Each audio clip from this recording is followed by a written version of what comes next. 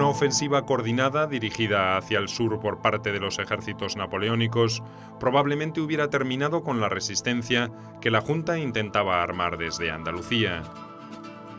Pero por suerte, Napoleón tenía otras prioridades en el centro y en el norte del territorio peninsular, y no contaba con fuerzas suficientes como para combatir en dos frentes al mismo tiempo.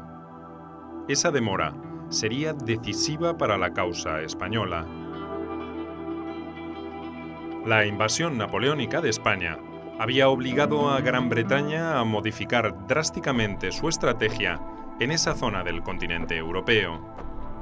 La primera medida fue la de reemplazar a Sir Hugh Dalrymple como jefe del ejército británico en Portugal.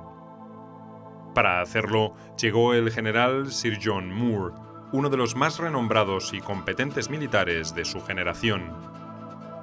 Moore tenía previsto un desembarco en La Coruña, pero finalmente optó por hacerlo en Lisboa y desde allí marchar hacia el centro norte de España. El 13 de noviembre llegó a Salamanca, demasiado tarde como para apoyar al ejército de Castaños, que había sido derrotado pocos días antes. El comandante británico debió esperar allí la llegada de su artillería y los refuerzos mandados por el general Byrd, que había llegado a La Coruña. Cuando estuvo en condiciones de operar, el 10 de diciembre de 1808, ya Madrid había capitulado, y los ejércitos imperiales planeaban atacar Extremadura y Andalucía antes de dirigirse a Portugal. Pero el 19 de diciembre, Napoleón cambió de idea. El ejército británico era pequeño pero bien equipado, aunque no lo suficiente como para enfrentarse al ataque del grueso del ejército francés. Moore, además, había desobedecido las órdenes del ministro de Guerra inglés. Estas lo limitaban a establecer una cabeza de puente en Asturias y a mantenerse a la expectativa.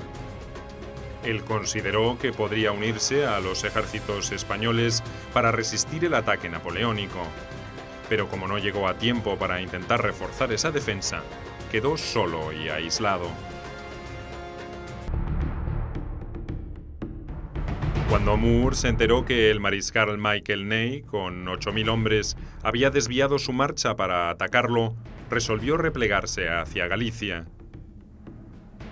La retirada de Moore se convirtió en huida desesperada cuando supo que a sus espaldas, además de Ney, tenía también al mariscal Jean de Diez-Soult y al propio Napoleón, con otra poderosa columna. Las tropas de Moore se comportaron como una bandada indisciplinada, más peligrosa que los franceses para los civiles españoles. Saqueaban pueblos y aldeas, alterando el ritmo de marcha que pretendía el general británico. El orgulloso y gallardo ejército británico se había transformado en una caravana de soldados desarrapados y hambrientos, forzados a caminar entre la nieve y la lluvia para salvar sus vidas. El mariscal Soult había tomado el mando de los franceses después de que Napoleón resolviera abandonar la persecución para retornar a Francia urgido por asuntos de Estado. Moore, mientras tanto, logró alcanzar con sus deshechas fuerzas La Coruña, donde estaba prevista la evacuación por mar de la fuerza expedicionaria. A excepción de su guardia y de 2 batallones de reserva, integrado por tropas veteranas, el resto era un conglomerado patético e indisciplinado de hombres desesperados por huir. En La Coruña, Moore pudo reorganizar sus escasas fuerzas antes de que la vanguardia de Soult lanzara el primer ataque el 16 de enero de 1809. Se había atrincherado en un promontorio montañoso cerca de El Viña. Durante 3 horas, los franceses atacaron y los ingleses contraatacaron desde fuertes posiciones defensivas.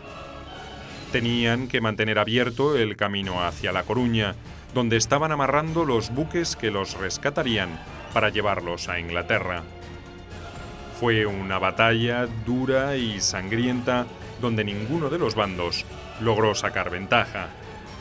Moore, alcanzado por una bala de cañón que le arrancó el brazo, murió poco después de concluido el enfrentamiento. Al caer la noche, los ingleses encendieron fogatas e hicieron creer a sus enemigos que se estaban preparando para resistir un largo asedio. En realidad, al amparo de la oscuridad, se replegaron hacia la rada y embarcaron. Habían perdido alrededor de 800 hombres en esa batalla.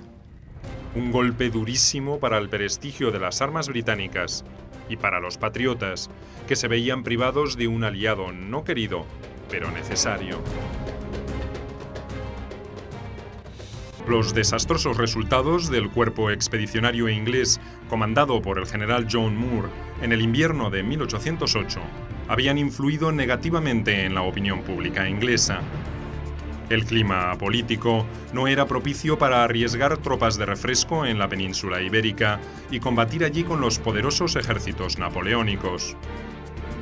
En el Parlamento británico, la opinión sobre la necesidad de evacuar la guarnición acantonada en Portugal ganaba adeptos. Parecía una cuestión de tiempo la posible decisión de abandonar a españoles y portugueses a su suerte.